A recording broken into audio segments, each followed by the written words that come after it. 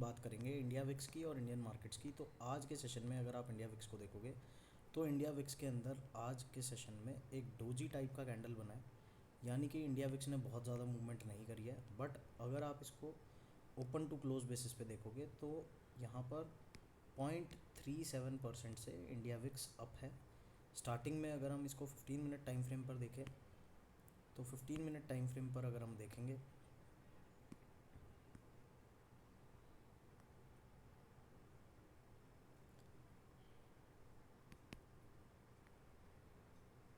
Morning hours में जैसा कि देखने को मिला, मॉर्निंग आवर के अंदर इंडिया विक्स के अंदर एक बुलिश कैंडल फॉर्मेशन था। यहाँ पर काफ़ी बड़ा कैंडल बनता है, उसके बाद पूरे दिन डाउन साइड में ये मूव करता है। 130 ऑनवर्ड्स इंडिया विक्स के अंदर एक अपसाइड का मूवमेंट आता है, बट बहुत मेजर अपसाइड का मूव नहीं था। ठीक है, जहाँ पर इंडिया विक्स कल क्लोज हुआ था उसके आसपास ही आज का भी क्लोजिंग मिला है। इसकी वजह से निफ्टी के पे क्या इम्पैक्ट पड़ा उसको देख लेते हैं। मॉर्निंग आवर में जब इंडिया विक्स के अंदर एक नेगेटिव कैंडल था तो निफ्टी ने अपसाइड का मोमेंटम दिखाया, और सेकंड हाफ में हम देखेंगे 130 ऑनवर्ड्स यहाँ पर 1:30 के बाद से जब इंडिया विक्स बढ़ने लगा तो निफ्टी के अंदर एक वन साइडेड फॉल देखने को मिला।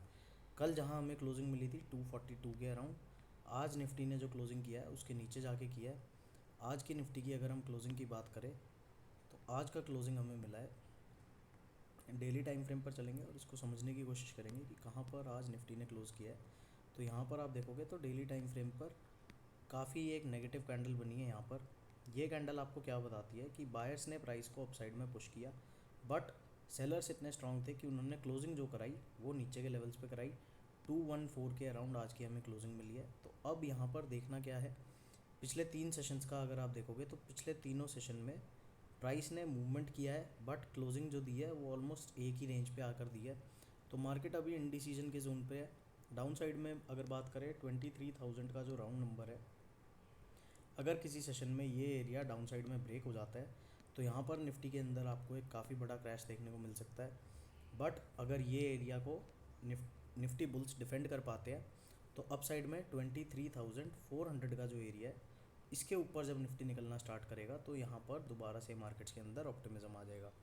सेंसेक्स की बात कर लेते हैं, तो सेंसेक्स को देखेंगे तो सेंसेक्स में भी सिमिलर कैंडल है।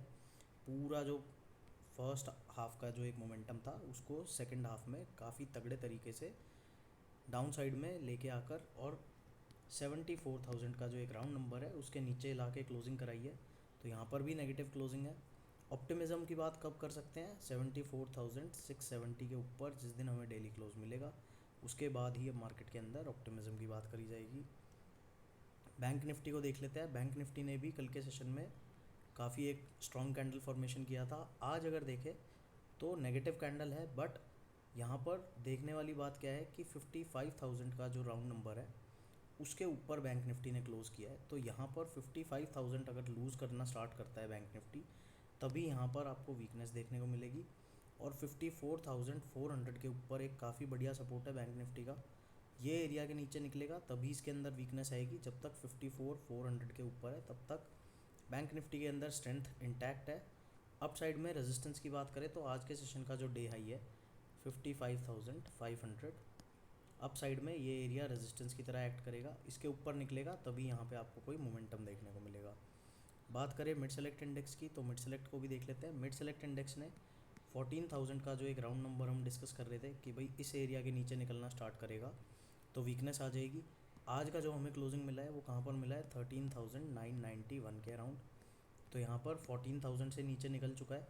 तो जब तक अब अप साइड में 14,200 के ऊपर नहीं आता है मिड सेलेक्ट इंडेक्स तब तक यहाँ पर नेगेटिविटी का ही माहौल रहेगा। और बहुत ज़्यादा सेलिंग कब देख सकते हो आप, यहाँ पे 13,900 जैसे ही ब्रेक करने लगेगा और इसके नीचे क्लोजिंग मिलनी स्टार्ट होगी तो यहाँ पर आपको काफ़ी सीरियस फॉल देखने को मिल सकता है, जो आपको दोबारा से लेके आ जाएगा उन्हीं टारगेट्स के ऊपर जो हमने प्रीवियस वीडियोस के बात करी हुई है, 13,500 के टारगेट्स। तो अप साइड में रेजिस्टेंस 14,200 पे है, डाउन साइड में सपोर्ट 13,900 पे है। तो ये 300 पॉइंट्स की रेंज के अंदर mid select index range bound रह सकता है। इस रेंज को जिस भी डायरेक्शन में ब्रेक करता है, अगर अपसाइड में 14,200 को ब्रेक कर देता है तो एक अपसाइड का मूव देखने को मिलेगा, और 13,900 को डाउन साइड में ब्रेक करता है तो यहाँ पर आपको एक डाउन मूव देखने को मिलेगा जो मिड सेलेक्ट इंडेक्स को ले आएगा 13,500 के राउंड नंबर पर। नेक्स्ट हम बात कर लेते हैं DXY की और गोल्ड की। सबसे पहले गोल्ड की बात करेंगे। तो यहाँ पर जैसा कि मैंने एक रील के थ्रू यहाँ पर एक अपडेट डाला था, मल्टीपल रील्स और पोस्ट बनाई है मैंने। एक जो पोस्ट मैंने बनाई थी वो बनाई थी 4850 के अराउंड, जहाँ पर हमने बात करी थी कि भाई गोल्ड नेगेटिव है। उसके बाद जो नेक्स्ट अपडेट था वो था 4570 के अराउंड, कि भाई यहाँ से अगर 4500 का लेवल लूज़ करना स्टार्ट करेगा गोल्ड तो यहाँ पर आपको सेलिंग देखने को मिल सकती है।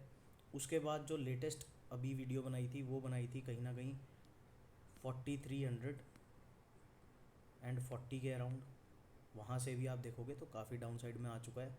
4100 के राउंड नंबर के अराउंड आ चुका है। और प्रीवियसली जहाँ से गोल्ड ने एक सपोर्ट उठाया था उस एरिया के पास अब गोल्ड पहुँच चुका है। यहाँ पर आपको देखने को मिलेगा ये एरिया से एक बाउंस आया था और अभी करंटली देखें हम तो इसी एरिया के पास पहुँच चुका है। ये एरिया डाउन साइड में लूज़ करता है तो एक नंबर और मैं आपको दे देता हूँ 3875। ये एरिया तक आपको गोल्ड आता हुआ दिख सकता है। ये इंटरनेशनल गोल्ड है। बात करेंगे अगर हम इंडियन गोल्ड की तो उसको भी एक बार ये एनालाइज कर लेते हैं।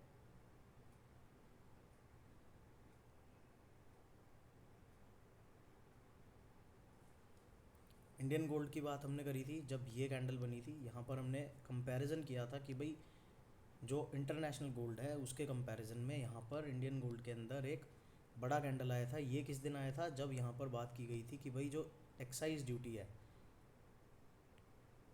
जब ये बढ़ाई थी हमारी गवर्नमेंट ने, तो यहाँ पर एक हमें स्पाइक देखने को मिला था। बट हमने काफ़ी क्लियरली बात करी थी कि भाई अगर ये एरियाज़ होल्ड नहीं होते हैं और 150 के नीचे जैसे ही गोल्ड निकलना स्टार्ट करेगा तो अगले जो टारगेट्स बनेंगे वो 137 तक के बनेंगे। अभी 137 तो नहीं आया है, 148 आ चुका है।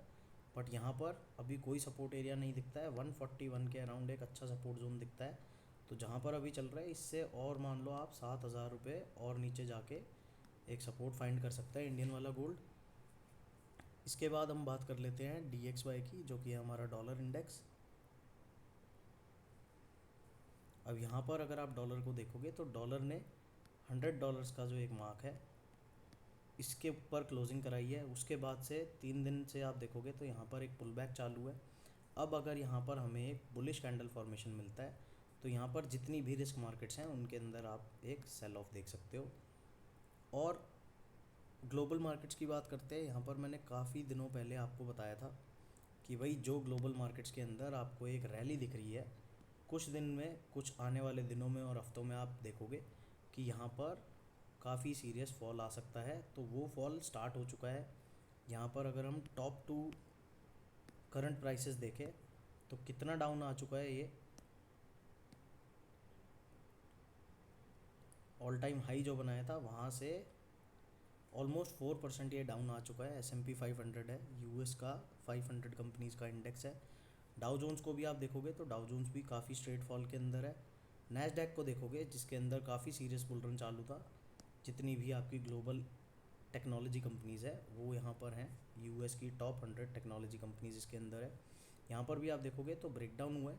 ब्रेकडाउन के बाद 2 दिन पॉज कैंडल है और आज भी कंटिन्यू ये सेलिंग में जा रहा है।